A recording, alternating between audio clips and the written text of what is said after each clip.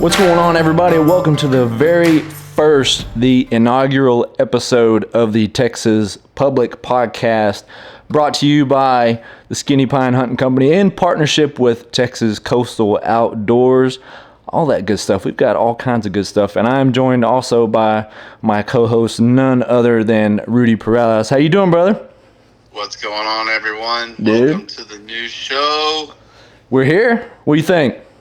Man, it's been a long time coming, a lot of talking and anticipation. I'm feeling good about it. I think it's going to go. I hope that we give everybody what they're looking for.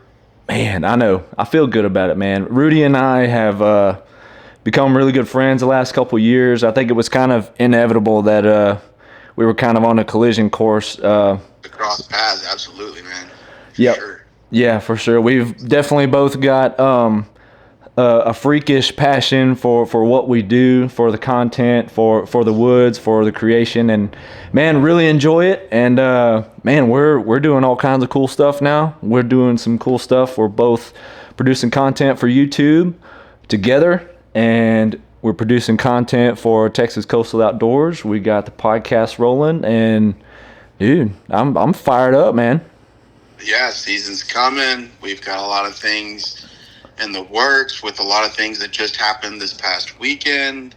You know, everybody knows that we have this podcast coming, and it's been a lot of anticipation, and everybody wants to know, you know, like what we're doing and what's the goals, and you know, and I think this is now we're going to give them the opportunity to hear what this is about and what we're doing, and you know what we have planned for the season, and hopefully just go from there, go with the flow, and you know, hopefully this never ends, and we always have stories and tips and tricks and tactics of right here in our East Texas backyard. And, you know, not alone in East Texas, but I feel like this is such an overlooked market, you know, as far as hunting, Texas public land hunting, private land hunting, you know, knocking, you know, Texas doesn't get that spotlight. It's got, 2% public land out of the whole state, and it's the second largest state in the United States. And that's pretty rough. You know, like, it's hard to first of all, it's hard to meet somebody on public land that hunts like you do. Not meaning in the same style, but with the same ambition and the same passion behind what they're doing like you do, right? Going out, self-filming, putting in all the boots on the ground, and then going out and capitalizing on what you found, right?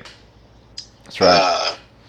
I think that when we look at Texas, it's more or less everybody thinks the commercial hunting that you see on TV, you know, high fence ranches or drop tying non-typical bucks. And I mean, yeah, you might see some of that, but it's not all that, right? No, yeah, it's absolutely not. There's a whole brave world of pine trees out there waiting for somebody to stumble into and fail at. But, you know, that's kind of the point.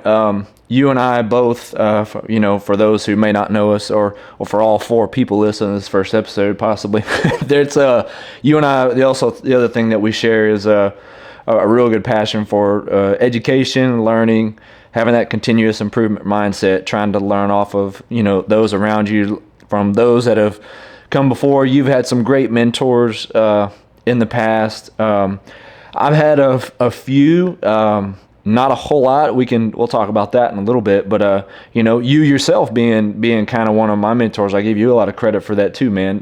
My hunting circle, pretty small, relatively speaking, you know, for a good portion of my life. But you know, I think that's what we want to do. We want to bring education to those who are willing to go out and brave the big woods. It's tough hunting, that's for sure. There's a lot of good hunters out there, though, if you're willing to stick with it. And you know, we a lot of what we're bringing to the table, man, is just for those who may not know. You know, we've got, you know, some decent filming background. We're filming with different hunting groups all over the country. You're tracking all over the state. You gave us a presentation today for Hunter's Education course. You know, it's really become cool what we branched out to and what we've been able to get involved with, and I'm excited to bring that to the podcast and keep expanding on the YouTube channel and all that kind of stuff. So, I mean, with that said, man, I think we got to give them a little bit of background, right? I want to give them a little bit of background on Rudy, man. Take us back to where it started from you, back to where you are now, man, and all the way up to now, full-time tracking Man, almost when season rolls around. that could be a whole lifetime of talking for me, man. I'm 36 years old. I've been around the woods and outdoors since I was 5, so it'd be easy for me to talk your ear off on that, but I'll try my best to sum it up in an hour. Yeah, that's all right, man. That's why I'm here with you. I'll pull you back. I'll pull you back in if we got to. Have to, man. I might get sidetracked. So, like I said, it starts, little Rudy, 5 years old. My mom met my stepdad at that time. And he was a big outdoorsman. And ever since I was 5, I remember 6 years old, he was throwing me over his shoulder to go out there and wade fish with him in Texas City on Mosquito Island, infamous Mosquito Island. And that was what I think in my mind as a outdoorsman, where it started for me, was wade fishing with my dad. I was out there in the ocean and sharks, and there was fish, and I just remember the shrimp and the bait and playing in it, and I just remember that, and then shortly after that, it was a couple of years after that, I was 8 years old. My dad had taken me out for my first hunting trip, and he picked me up from school, did the whole youth weekend thing, and we went out there I didn't even know that we had a deer lease. At the time when I was a kid, I remember going out in the woods and helping my dad put corn out and feed her. I didn't know that was a deer lease. I was so young, I just thought I was going out there to play and do my thing in the woods because my dad let me kind of run amok, So doing that at the deer lease, that was in Livingston. We had a lake house in Livingston when I was a kid, and I grew up on that lease. No, I'm sorry, that was in Magnolia. That was before we had the lake house. So I had where the Renaissance Festival is. You know where that's at? Yep, sure do. Yeah, man. So our deer lease backed right up to it, and before they had the campgrounds where they camp now, they used to camp behind that place, and our deer lease was at the back of that. We used to have to run them off, like get them off the properties, because that's where we hunted it in the back on the high line and stuff. I remember that, like growing up, and that's basically where my hunting started. It wasn't on public land or anything like that. Unfortunately, my public land years didn't come until after my parents divorced, and after that, I didn't have any. I had my best friend's dad and him, who I hunted with for a couple of years, through middle school and high school. They had a South Texas place, so I was used to hunting this East Texas stuff over feeders, and you were lucky if you saw a deer there, or a pig. Mm-hmm. And my first deer was just a little old nubbin buck, and that same sit, a pig walked out, and I shot it too. So I got a twofer on the same sit. Got lucky. And that's what broke me in as a hunter. I would say that's what hooked me. My very first hunt, I thought I was shooting a doe. My dad thought I was shooting a doe. We shot the deer. It turned out to be a little nubbin buck. And then a little bit later, pigs walk out, and he's like, "You want to shoot it?" And I'm like, "Yeah, absolutely." So I shoot that, and we thought I missed it, but it only ran off about 30, 40 yards from the feeder and fell over and died. And it was a big pig. We were actually at the Hunter's Ed, like you said, today. My uncle brought his daughter there, and we were talking about that pig. And I said, "What did you think that pig weighed?" I was so little. I just remember that pig breaking 2x4s when they were trying to pull it up, and it snapped the rope. And he said it was 300 for sure. We don't know, but it was for sure 300. There's no way. And they had to use a chain and then a pine tree to get it up. It was pretty cool. But so the East Texas deer lease thing, my parents split up. I got to do the whole hill country thing and South Texas thing with my buddy and his dad. Tons of deer in the hill country. I went from seeing no deer to 30, 40 deer at the stand, and I was like, I'm Anaxis and, some exotics. And I'm like, and this was on a low fence place back then. Texas hunting wasn't as commercialized as it was then as it is now. Does that make sense? Like, you can get a really badass spot in South Texas for like just a couple grand, and so now you're paying 10,000 plus, right? So from there, I didn't hunt for 6-7 years, man. And right before I met my ex-wife, I was like, I want to hunt. This was when I was 17. And I was like, I really was 17, 18. And I was like, I really want to hunt. And I remember somebody saying something about public land one time. So I looked into it at my young age self and figured out what I needed to get out there and do that. And that's when I got my feet wet and I never looked back. That's what I've done. I'm 36 now, and I pretty much hunted that my last, how long is that, man? 20 years, So I consider myself a veteran of public land, especially right here close to where I live. I don't ever like dropping public land at places just because, it's no secret. If you follow me on social media or, any of our social media platforms, you know where we are, but there's not a lot of public land in general. So, Right. But I've been hunting out here for a long time, so I would say I know the woods and I know a lot of the deer patterns, but that's kind of where my how I started and where I ended up here now. And, the whole tracking thing, that's a whole nother. So, you want me to talk about that too, or you want to talk about how you got to where you are here now? Yeah, man, we can we can circle back to that, and we'll kind of touch on really what's kind of grown into it at this point. But yeah, so yeah, for me, a lot of the same. Separated family when I was younger. As my stepdad's been my stepdad since I was 2, but we grew up fishing. We lived on the coast, right on the bay. We fished. I didn't live on the bay. Yeah. Well, we could walk to the end of the street and fish, and back then everybody was cool. You could fish up here. They didn't mind kids fish. We fished every night. Wow. We fished all the time. Dad had a boat and Lucky, grew up fishing, man, and loved it. Loved every minute of it. Dad's the fisherman in the family. I can remember as we got older, Dad got on a lease with my uncle out here in Southeast Texas, not too far.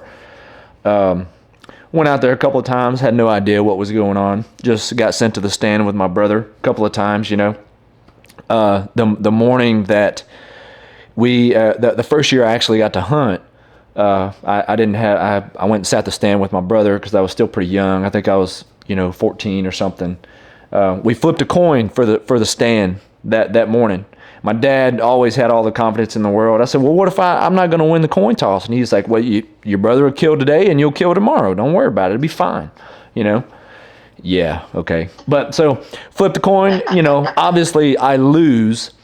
We go to the stand, and at 8:30 that morning, back in 2001, I think it was, my brother shot a 19.5-inch wide 9-point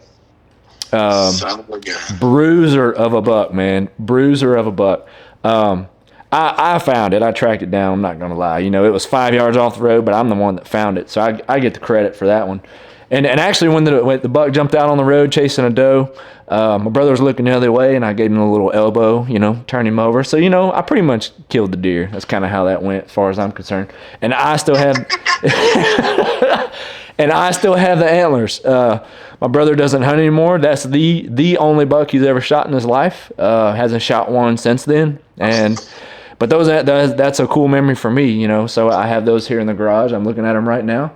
And one of these days, very soon, when we're doing the video podcast, I can show you guys. Well, I'll get to see him. Yeah, but we can retell that story, and it'll be funny just as it was this right now. Man, and I say that because we got back to camp, and there was an older gentleman. We had that deer hung up, and I was pretty much in awe. And this older gentleman walked over to my brother and took the hat off of his head, put it on my brother's head, and said, and it was a Realtree Monster Bucks hat from the Monster Buck video series, right? He put that hat on my brother's head, and he's like, here, man, because that was one of the biggest bucks that had been shot at that camp, and I was on that deer lease for a lot of years to follow, and probably 10 years, and that was probably still top 5, even today. He put that hat on my brother's head. He said, here, man, you deserve this, and and I was like, wow. I was like, my brother, that guy just gave my brother a hat and I was like, I want that experience. I want one of these older guys who are the idols, the leaders in the camp, been on this place forever, to walk over there and give you the hat off of his head for shooting a big deer. I want that. You know? Right. That's one of those early memories for me, man. But it was the glory. Man, I just wanted the acknowledgement from my dad's generation, you know. And you know, when I was a kid, my dad was my hero and my uncles and everything, you know. And it was that's kind of where it kicked off. But I say that to say it was, you know, Dad. We didn't hunt. We weren't hardcore hunters, you know. Dad was just had the lease. Dad started working out of state when I was about 17, so I started paying my own lease fee about that time, just to stay on. Hunted that place for a long time and had no idea what I was doing. Like most places, you get assigned your little corner of the woods and you're not allowed to go anywhere else. You sit in your box stand and you rifle hunt and you just sit on the road, you know. I probably didn't see a rub or a scrape till I was like in my 20s, you know. That was how I was taught hunting on that place. And then, but Really? the hints were dropped over time. Nobody bow hunted. So the first epiphany I had was, man, and I always remembered a lot of deer getting shot youth weekend, right? And I'm like, well, nobody bow hunt. I was like, I bet if I bow hunt, I can get the jump on all these guys, you know? So I'm like, I saved up my money. I bought my first bow when I was 18. It took me a long time. I stained a lot of porches and doors and decks to save that up money, and I was like $50 short of the bow I wanted. And my girlfriend gave me the last $50 to go buy that bow. So you know what I did? I married her. She's inside. So That's a keeper for you. yeah, man. So I hope you kept her. yeah, so it's her fault. You know, I blame her these days. Yeah. She got doomed for life. I tell her, you know, hey, Your addiction. you put the bow in my hand. Man, to sum it up, struggled for a long time. Loved it, but struggled. Dad was not a bow hunter. Dad was not a strategic type of hunter at all. Neither was anybody else in my family. I'm the only one in my family that hunts almost exclusively at this point. But at the time, it was just uncles who I didn't live around. No cousins. My brother quit hunting. I have 3 other brothers. None of them hunt. My cousins, none of them hunted. I was on that lease by myself, maintaining my own camper, you know, at like 18, 19 years old, all in my 20s. But the passion was always there. The only way I knew how to kill something was to go sit in the coldest temperatures for the longest hours and be there when he walks by, right? But that ended up changing. You know, I was like, there's got to be more to it, you know? There's got to be more to it. Ended up going to work. My first job, kind of as an adult, you might say, was close to the National Forest. So I ventured out with the rifle way back when. This was a long time ago. So I won't spend too much time on it. Struggled just like most people do. Was able to fill a few tags back then, you know, doe, nothing big, a spike, whatever it was back then. And then I went like 10 years without hunting public land. And man, it's so much has happened in between that time. But probably, 6 or 7 years ago, I still have to travel a ways to get there, but really got back into hunting it really hard. Struggled, just like anybody else, but I had been hunting leases leading up to that point where I was really honing in my bow skills and my woodsmanship, and I finally took it to the public land scene, and it was translating very well. Some of those leases that I was bow hunting on in the last 10 years, I learned a lot on. That's when I really started reinventing the way I was doing things. So fast forward, now we're here. Been able to make a lot of good memories. Man, met you, and man, a lot has happened since then, and I just, I couldn't be more thankful for where we're sitting at right now. But without going into too much any more detail, I want to kick it back to you and just kind of let everybody know about Texas Coastal Recovery and how you got into that and how you got into tracking. Yeah, for sure, man. So I want to rewind back too, real quick. Is that okay? So you had said something along the lines, when you first started hunting, you were just taught the way of hunting a road on a feeder, same spot, same stand, no matter the wind. Repetitive, like the traditional way of hunting, like a lease with stands, right? Mm-hmm. Like set spots. That's where your designated areas. That's the only place you don't get out. You don't go meandering around and all that fun stuff, right? So, in a different sense, when I was growing up on that deer lease, like it's funny because like my dad was avid outdoorsman, like I said, and he was teaching me those things like this is a deer track, this is a pig track, this is a scrape, this is a rub, this is a licking branch, so I was taught at a very young age to look for some of those things, which is kind of cool, man, because I know you now and I know how you hunt and I know what you're doing and I know you know what you're doing, and to hear that you may have gotten those hints down the line, but I feel like you're self-taught, dude. Yeah, I mean, a lot of it was either that and maybe some YouTube in there. But right? yeah, I mean, I didn't, not to get back on me, but it was hard, man. It was really hard. Absolutely. That's the struggle. Right? And I think that's what we're trying to do is stop that. Yeah. Right. And until the social media really became a thing, in the last 10 years is when I read some books, way back when, and, we can link some of those in the descriptions as we go forward and stuff like that. But yeah, it was very, very slow. A lot of experience-based failures.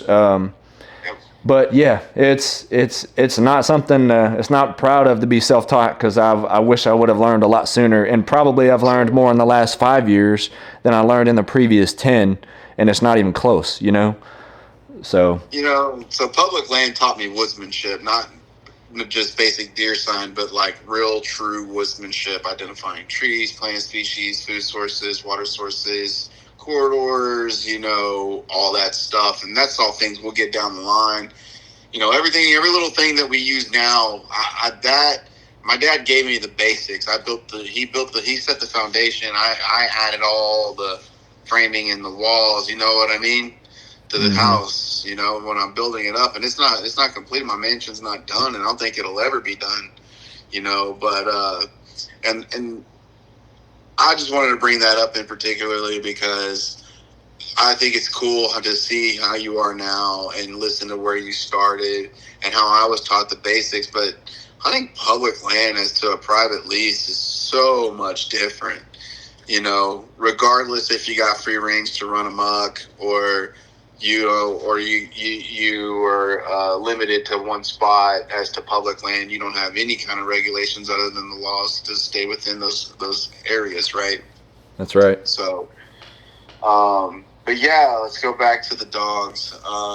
So I've been around dogs my whole life. I grew up in a dog-heavy home. Always had about 3 to 5 dogs ever since I grew up. I currently have 3 dogs now.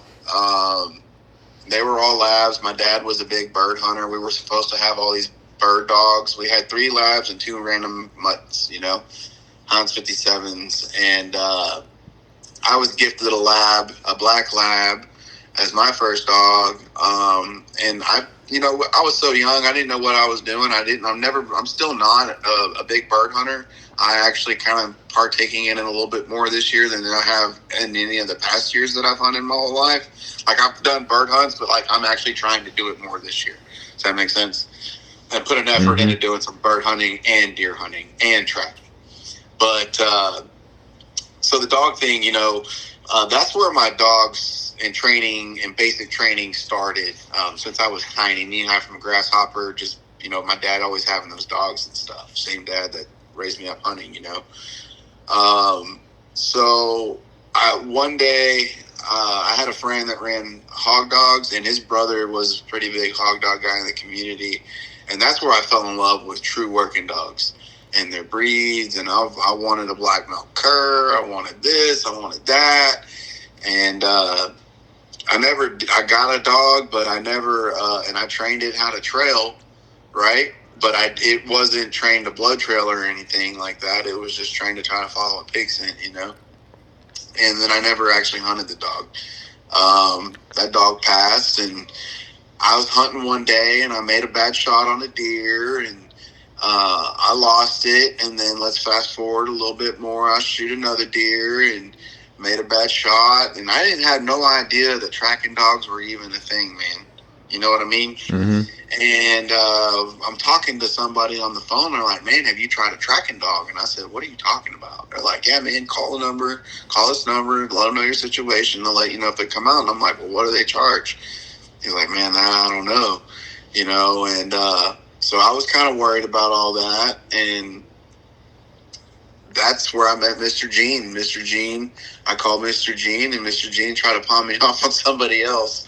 Mr. Gene became a good friend of mine after this for a few years, and anyways, he came out. He told me, "Hey, man, if this guy don't pick up, I'm kind of older now, and I got a bad back, and if it's way back there, which it was, because it was 2 miles back where I shot this deer, and on public land, and he said, "You come on, I'll come on out, but hopefully there's an easy way to get back there. If not, I'll let you take my dog and see if she trails it." I'm like, "Okay."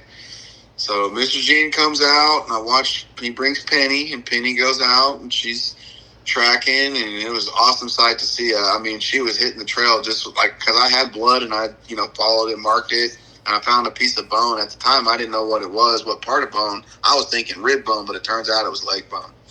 Now that I know, because I'm experienced, right? But at the time, I didn't know. So I watched the dog work. Well, the dog's on lead, and there's no way we're going to catch up to a leg shot deer first of all, especially if it's on lead. The dog's got to be able to have free rein and run and stop the dog or the deer and bay it up for you to get there and dispatch it. But especially on a leg shot. But we take this track a pretty good ways, and even though we didn't find my deer, I was like, man, I'm never going to have this problem again. And it just so happened at that year, which was only like 6 years ago. At that year, I happened to get a puppy, and I didn't want the damn dog. I just happened to get it. I didn't even get it. A girlfriend at the time gave it to me, and she's like, I had made a description of a dog that I wanted, basically a big old lap dog. One of them big old 300-pounders that just lays there and they don't do nothing but eat. Big old couch potato. Well, she sees these dogs on social media, and I'm like, that's a pretty good looking dog. And she's like, well, we're going to go look at it. And I'm like, what do you mean? And she's like, yeah, we're going to go take a look at it and see. And if you like it, we'll bring it back home. And I'm like, no, I'm good. I don't want another dog right now. I hadn't had a dog already for, a year or so. And I was just like, I don't want another dog right now. And she's like, well, you don't have a choice. I'm going to go pick it up tomorrow. And that's how I ended up late. And I was like, all right, man, I guess I'll go check out this pup and see if it's worth anything. And we drive all the way out to Cameron, Texas, and I pick this dog up, or she picks this dog up for me, basically. And the dog come right up to me and loved on me, and it was in the middle of deer season. And I was like, well, we're going to deer camp, pup. I guess I'm going to break you in right. You're going to have to get broke in at deer camp. Get out to deer camp, and the first day she's at deer camp, she comes back with a deer leg. I don't know where the deer leg came from, who had it, where, whatnot, but that she went and found it and brought it back. And I was like, okay. And good Mr. sign. Gene was there. Yeah, well, Mr. Gene was like, yeah, man, that's how it goes. That's a good thing. Maybe you should try to turn that dog into a deer tracking dog. And because, like I said, he sorry, I had an incoming call. I had to send it to voicemail. He was a best friend from the day that I met him. And for you guys to know now, I'm going to talk about Mr. Gene a lot. He was one of my best friends. He passed away last year, right there in the opening weekend of deer season for us. Mm-hmm. Last season was in October. So it was tough, but he's one of my best friends, and I'll always talk about him and highly of him. So get used to hearing that name a lot. Did you get to meet him, Seth? No, I never got to meet him. Man. Yeah, I know he's definitely one of the first and most frequent names I've heard you speak highly of him for a long time now. The good Lord broke the mold. I say this all the time, but the good Lord broke the mold whenever they made him and stopped making him. You know what I mean? Mm-hmm. And he was just a good soul, good person. He loved loved, hunting and fishing and the success stories and tracking and watching the smiles on the kids' faces. And he did it for the kids. I mean, straight up, Mr. Gene loved kids, and he loved seeing them being in the outdoors and being a part of it. Mm-hmm. And I know he's up there right now smiling because that's how he wanted to be remembered, you know. But anyways, he was my best friend after the day I met him, and he's like, man, so you hunt out here on public land, and how do you camp? And I'm like, yeah, man, we camp over here. Why don't you come hang out, meet the guys, and if you like us, why don't you come camp with us? And he never left. He never left, dude. He was there every day. Even after season, he'd call you, hey, what you doing? You want to go shoot? You want to hang out? And he was the cool old man that would get these properties, and he'd be like, hey, you want to come help me scout it out and see if we can hunt it? Yeah, let's go. So I had a couple access pieces back then with him, which were pretty cool. But anyways, so he tells me to get the dog started, and sure enough, I look into it. He tells me how to do it. He was kind of my mentor. He got me started with the deer tracking, and he kind of did me some basic stuff. But when I really started looking into how to train a dog, there was a lot more in depth than what he was telling me. He says, look, man, the dog is just going to be a natural. It's got to have prey drive. It's going to have to want to get it. And Letty loves to eat. And once she correlated that was a bone and she can chew on that leg and eat it, that's all it took for her,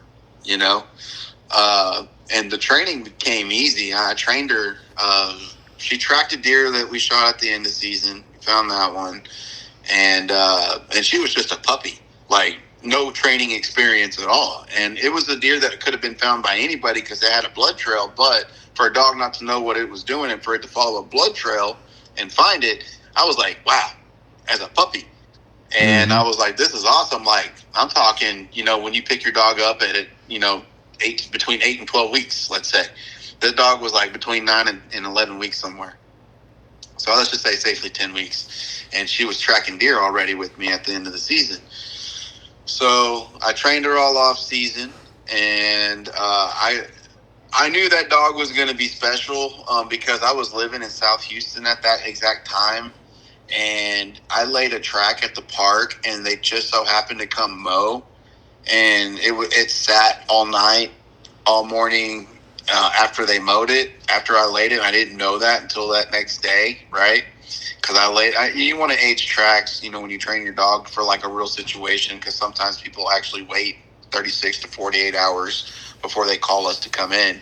So having that age, when they mowed over it, I was like, oh man, she's never going to find this line. She's not going to line it out. Dude, when she nailed that, and it took her some time, but she nailed it with no help. And I said, this dog's going to be something special. And that next season, I started tracking for the public for free and tips, and never looked back. And I have done nothing but progress Texas coastal recovery ever since, with better dogs, bred for our terrain, for our climates and conditions. And, I really did some homework, and I think I'm really happy with what I have right now as far as a team. And, eventually when I lose a dog, I've got some ideas in mind on, bringing in some new stock. So hopefully out of my same stock, but we'll just add them to some other bloodlines or something, Try to keep an apex predator out there that can bring in some good big bucks in the back of trucks. That's the goal. Those two, we track anything. We're not picky. We just like tracking deer. So right. I've learned I've done this now for 6 years, straight, and dedicated solely to it. I will jump out of a tree faster to track a deer than sit in a hunt. And anybody who's called me that's listening to this, and hopefully they listen to this, can vouch. They're like, yeah, man, I actually texted Rudy while he was in the middle of a hunt, and that dude said, yeah, give me an hour to get to my truck and another 30 minutes to get to the dog, and then I'll be on my way. Because I've done that. Like, damn, an hour to get to your truck. Where you at? I'm about a mile back in the woods, but I'm not going to crash and burn my area. I'm going to get out nice and quiet, Yep. Yep. So how many tracks are you doing during deer season these days, you think, just roundabout? So in the beginning, it wasn't very many, it was probably like somewhere between 20 and 30 for the year. But now I've progressed and it's gotten more and more and more and more. Last year, I think I didn't have as many tracks as the year before. Like the year before, I think I hit 70 tracks and I had a 35% recovery ratio, which is pretty good. Because any dog that's in the 30 to 40% recovery ratio, that is a damn good dog. Because that's very hard to maintain in general when it comes to recovery, wounded game and anything like that. Can't recover something that's not fatally wounded, not all the time at least. But like last year, I think we only took about between 50 and 60. It was slow, but better bucks, bigger bucks. Yeah, I do remember you talking about it. Seemed to be somewhat of a slower year for you, which from my perspective, you still seemed really, really busy. But that's me getting my outside perspective in. And for those of you that don't know, and wherever this podcast finds you on the platform or on YouTube, we'll probably throw it in the description. I have got to personally experience the tracking experience with Letty and Deuce, and because you came out and tracked my buck 2 years ago, so that's on Vince. The first time we ever met. Yep, I think that was the point where sparks flow. Yeah, we kind of got joined at the hip on that one, and we won't tell that story right now. That's for another day. But anybody can go watch the video on YouTube. So it was pretty cool. Definitely a cool hunt. A cool. Go follow, and subscribe to the channel, guys. It's really good. There's a lot of good hunts on there. Yeah, and that's but I also think man, a lot of value that you bring to the table for those trying to learn, because I mean I would like to think that you learn probably more. Just as much, I would say, at least from your experience tracking, you'd learn about the white-tailed deer, what they do, how their behaviors, how they react when shot, the locations that they go, which you can correlate back to where deer may spend a lot of time and feel most secure, right? So going forward in this podcast and a lot of the stuff we're going to bring forward, a lot of that experience is going to come out, and that's a very specific experience, and I think that's really cool to pick your brain about. And if anybody wants to get a little bit more elaborate on that, we did a separate interview that is on the YouTube channel about becoming an experienced dog tracker with Rudy Perales. So that's already on the channel, so you can go back and check that out. So we've already covered some of that stuff, but it also going to make for a ton of cool stories, a ton of cool perspective on your part. Every year, there's always a rodeo. It's the Wild West out there. Yep. And I'm hoping we're gonna get the chance to film some of those. Hunter mindfulness at hand, that they're gonna let us come out and check that out. We'll take what we can get when it comes to that. But yeah, I'm looking forward to that, man. So how did you get in? What started your passion with filming? Like, what got you into filming and wanting to do this? Like, getting it going, right? Like, I've always wondered, like, what was your drive to do this? Because it is a pain in the butt. It is not easy. It's not fun. Yeah, I explained all this to RP last night, guy who came to the meetup, makes a lot of turkey spur knives, super cool dude. Man, it'll sound silly, but I'll give you the primary driver, and it still is to this point. I mean, that's why you and I are sitting here right now, was when I got to the point where I felt like I could bring some perspective and a little bit of experience that I had to share with people. I used to film my stuff way back when, but as you can imagine, something always goes wrong, with editing software. Computers weren't what they were back then. Editing software wasn't. I just always enamored by the whole concept, of filming hunts and things like that. But to get back on point, my driver for actually filming and putting my stuff out there was to simply find somebody who would talk about how to hunt these woods with me, because like I said, I don't have a hunter's circle. I had nobody. I'm strictly solo, and then instead of reaching out and just randomly messaging people or guys, understandably being a little standoffish, maybe not wanting to share a whole lot. I said, well, I got to bring something to the table first. If I bring something out there, then maybe people will be willing to talk about it a little bit. I'm sharing a little bit about my experience. I'm offering up something beforehand to initiate a conversation, right? So I had no hunting group, nobody to fall back on. Too. Not, especially with the kind of hunting we do, Yeah, and that's the power of the man days and the knowledge that you get from people who've been there and that are doing it in real time.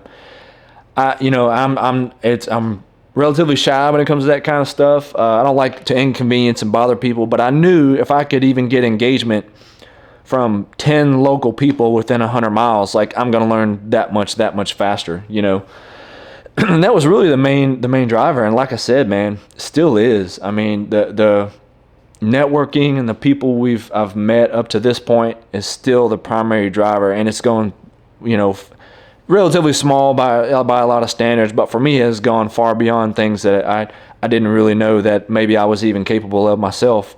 But and I got really into the filming and the editing, and I love to tell a story. I don't consider myself a creative person, but somehow I manage to get in the zone sometimes and tell some good stories. And and going forward, that's a lot of what I wanted to do is do a little bit of filming on the side, along with our content that we put out. So I kind of took some chances and put myself out there for some opportunities to film with some people, and made some good friends the last couple years.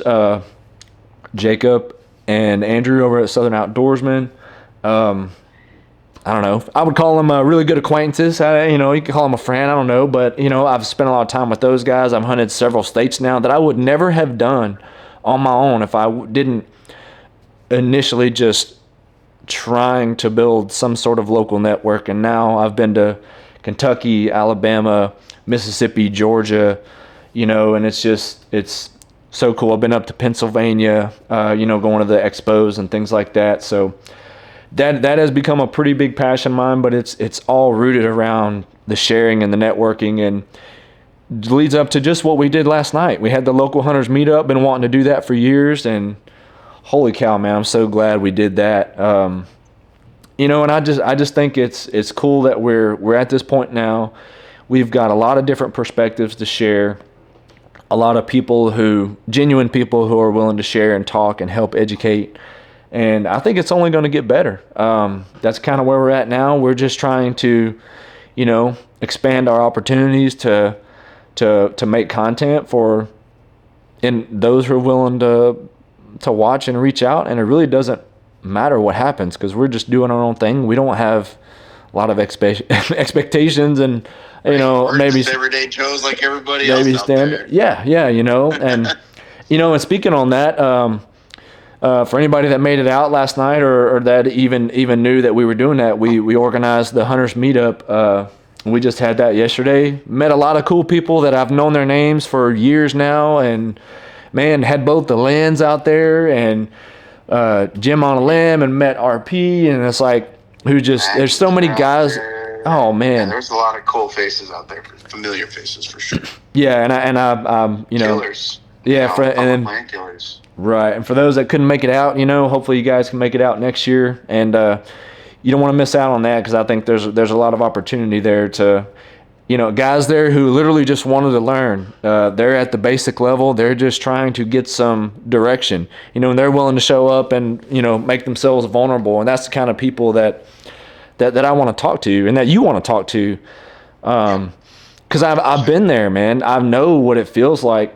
I don't want to say to waste time, but I spent a lot. I'm talking years and years. Just some of it maybe not so much fault of my own, just restricted by the rules of the land that I was hunting and things like that. But you see, man, a lot of time in the woods of slow learning processes, and if it gets people excited to keep pushing and learning and educating themselves, and they're willing to come out and make themselves vulnerable, and without the intention of just straight up spot stealing, hey, I'm all for you. Exactly.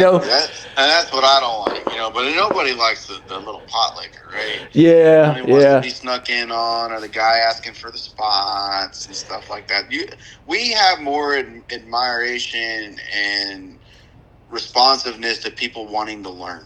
Like, what did y'all set up on? What were you looking for? What were they eating? Oh, okay. Well, so how were they betting? What does betting look like? Those were the questions we were getting. There were so many awesome questions that I got last night. My throat hurts from talking so much. Yeah.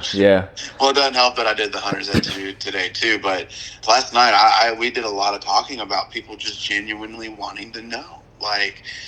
And people like me and you, we've got pictures and videos and all kinds of cool stuff in our phones. Almost like we're the weird, awkward guy at the Christmas party that was scouting pictures and stuff. Yeah. So. It's funny, and we joked last night, not knowing what to expect, and I'll say this for anybody who was there, that was not my car I was driving. I'll tell you right now, borrowed that from my mother. And that car was way too nice for me, bro. Like, hey man, it's not even your car. You rolled up. Nobody's gonna know where you're at. Yeah, listen, I love God's people, man, but I'm taking precautions just in case, because hey, just the other day, right, when I sent you the messages when I was out doing some scouting and came upon a nice, pretty bait pile, guy had a hell of a setup there, right? Yeah. You don't know, it could have been some folks. Because you're saying that, like, my mom just made me some really nice decals, Texas Coastal Recovery to slap up on the back of the windshields. And it's funny because Rick was talking about those decals and blah, blah, blah. And I was like, yeah, maybe I shouldn't do that because we got some new vehicles too. And nobody saw us roll up because we were some of the first ones there. So most people don't know what I'm driving still. Yep. Yeah, he did. I did hear him call you out on that one. So he did, dude. And like looking for me out there, and I'm like, "Well, if I kill spikes and does, I don't ever kill any big deer." Right. I mean, it's like if you want to, if you want to bait and do all that kind of stuff. When I come across that the other day, it's like I have no issues with that. Just do it where you're allowed to do it. Do it on the proper amount of acreage on your own land. How within the rules. Equal opportunity. That's the biggest thing, dude. Yeah. Everybody has equal opportunity out there, and once you do that, you take it away from the next guy that may come in behind you or when you're not there. And if he happens to get caught within 150 yards of that, regardless if he knew it was there or not, they're gonna be like, "Oh, right, you didn't know it was here," and get you a big old fat ticket. So how is that fair? Yeah, and you're putting other people in that position too. If they're hunting in the area, right? You're making them vulnerable to being chastised. Not you. Yeah. So, I mean, ifs, ands, or buts. I mean, like I've hunted feeders. I'm not against corn hunting or anything like that, but at the right place at the right time. 100%. Yeah, I mean, it's just the consideration for the people. The laws of the land, the regulations. My dad has a saying for people like that, and he's that old boy over there, he's got a head on him like a bastard rat. It's funny because we can do an outlaw a series one day, and I can tell y'all some good stories of my outlaw days. Hey, I have no problem talking about it. I've already paid the time for my crime. So, you know what I mean? So I'm not too worried about it. But it's good, knowledgeable stuff that, hey, it's not worth it. Don't do it. I would never. And now, it forced me to really hone in my skills better, right? And look at me now. That's right. And I can tell, honestly, anybody that hunts public land, if you're doing any kind of dumb baiting, you're wasting your time. Don't do it. Go learn how to scout. Put in your time, boots on the ground. Even if you don't have time, just go scout and hunt. Scout and hunt, right? Yeah, because, what people aren't considering the long game of when you put that time in to expand that foundational knowledge, your hunting itself becomes better. You become better, and your experience in the woods gets dramatically better. You'll start seeing more bucks, bigger bucks, more deer in general, like right off the bat. It's not hard to figure out in the short term how to get on deer outside of supplemental baiting or however you want to look. And once you do, it's like, man, the experience is so much more exciting. And I think people cheat themselves out of that when they don't give themselves enough credit that they can do it. I kind of have that perspective too. I'm like, man, don't sell yourself short, on what what you're able to learn and pick up. It's going to be hard at first. It's going to be frustrating. It's going to be hot. It's going to be but because we've been there, man. And by no means, you know, you and I aren't sitting here as, you know, the end all be all, you know, that we've got all the answers. You and I are sitting here. We're learning every year, every day in those woods. Yeah. I learn. There is a ton of people out there with more experience, more knowledge, a keener sense. Your new buddies, man, they're teaching me a lot.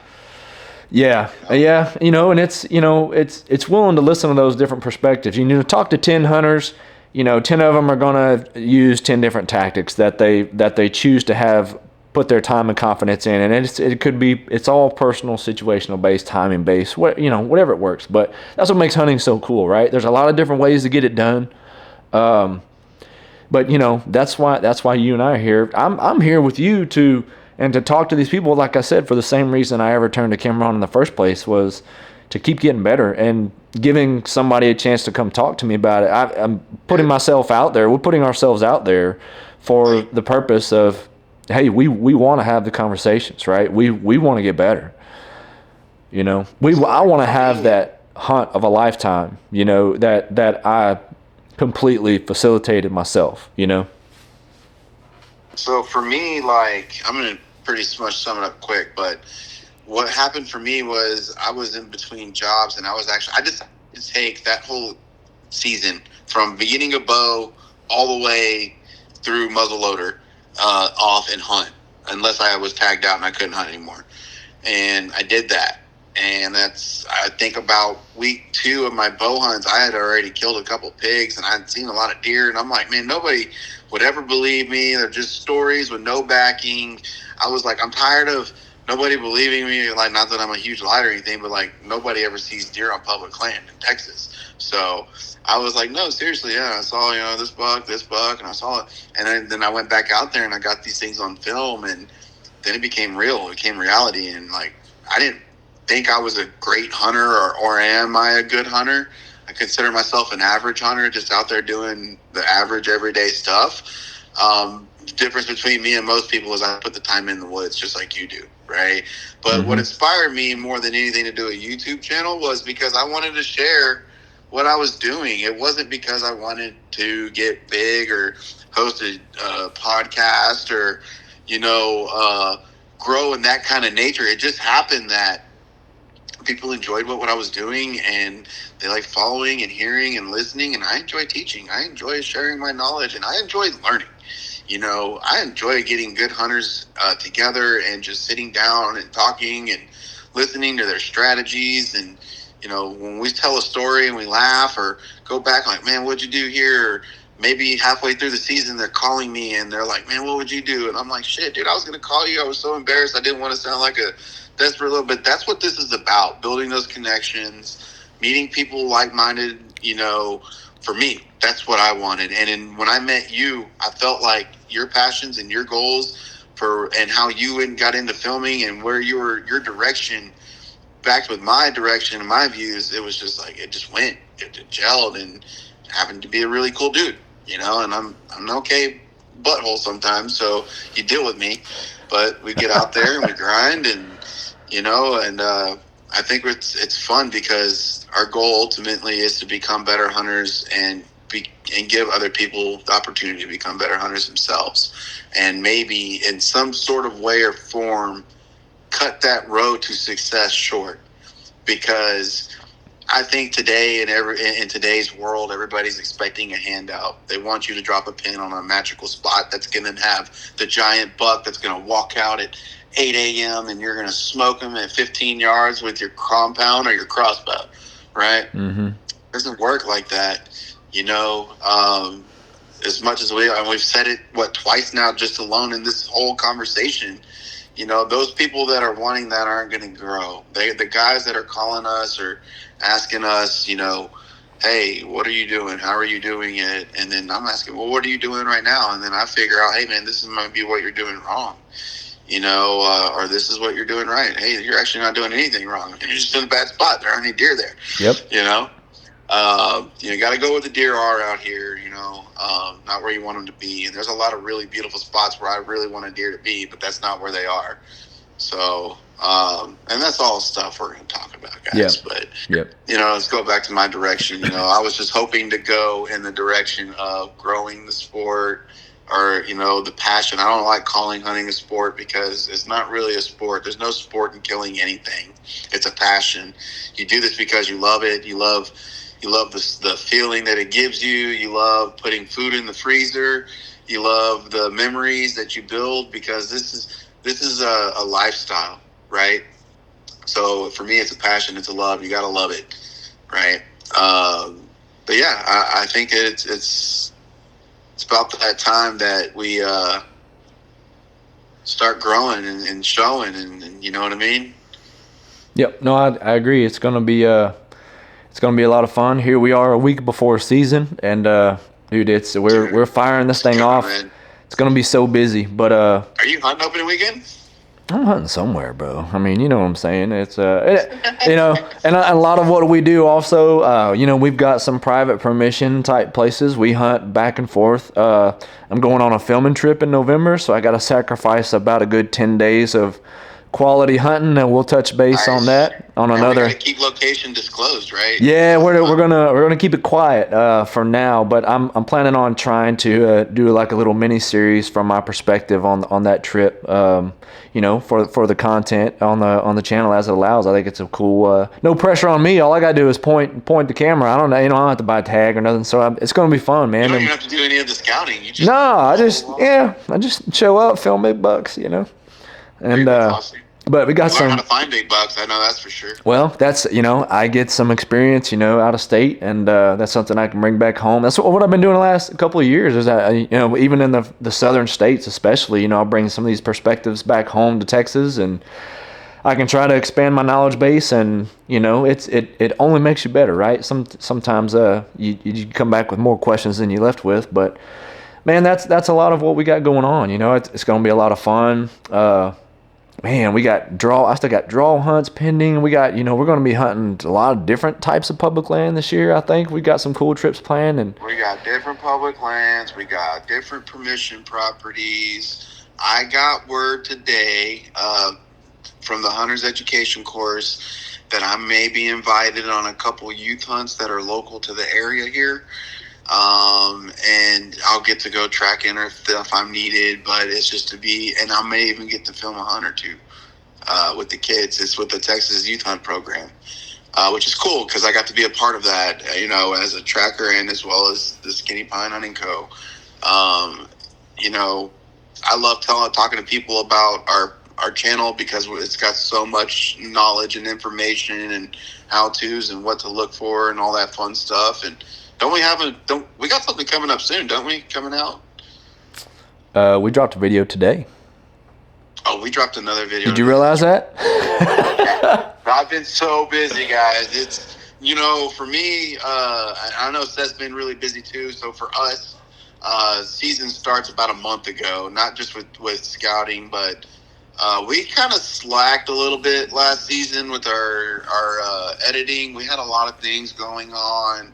I did specifically for sure. So poor Seth, I dropped about 5 episodes, I think 4 or 5 episodes for him, and then some, because we've got this year going and rolling and going, and I'm recording and I'm editing and I'm sending. So y'all stay tuned, guys. It's going to be really good. A lot of catching up and current stuff. So I'm excited, man. I'm so excited. I'm so pumped between the hunts, the tracking, all the cool stuff. And we're going to be doing guests and people who are just straight killers on private and public land and how they hunt, hill country, bottoms, you name it. We're going to have somebody on here to talk about how they hunt it and how they have success, whether it be private, public.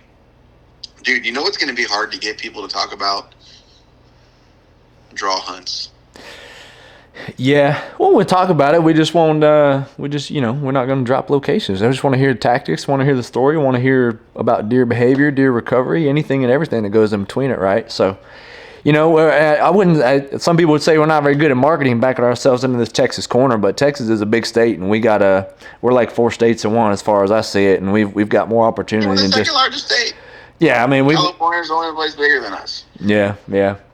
But yeah, all in good time, man. It's all coming down the pipe, and no telling where it's gonna go. So if you're feeling good about it, man, we'll go ahead and wrap it up. What do you think? Well, I think you should probably tell everybody about the giveaway since we're wrapping it up. Man, we're gonna You go ahead. Let them know. Okay, so we've got a couple cool goodies. I'm gonna go ahead as Texas Coastal Recovery and throw a little giveaway package. I'm gonna let Seth mandate the rules on what the giveaway is, so y'all stay tuned. Be looking out for the post. And then if you guys haven't heard of it, I have been in partnership with Shane Simpson and their new tracking app. No, they don't sponsor us. We're not collecting any money from them in any kind of way or form. All I do is help navigate the Texas trackers, which is pretty cool. So it's an app called Get Tracker, Traker. It's got a hound dog on it. It's a maroonish app. What that does is if you shoot an animal, you can go ahead and put all your information in there, and it can help you find a tracker near you. So I'm going to throw in a free shirt from them, and because I got one, and y'all just be looking again, like I said with Seth, and see what we can do. Yep. As far as how you're going to get that giveaway.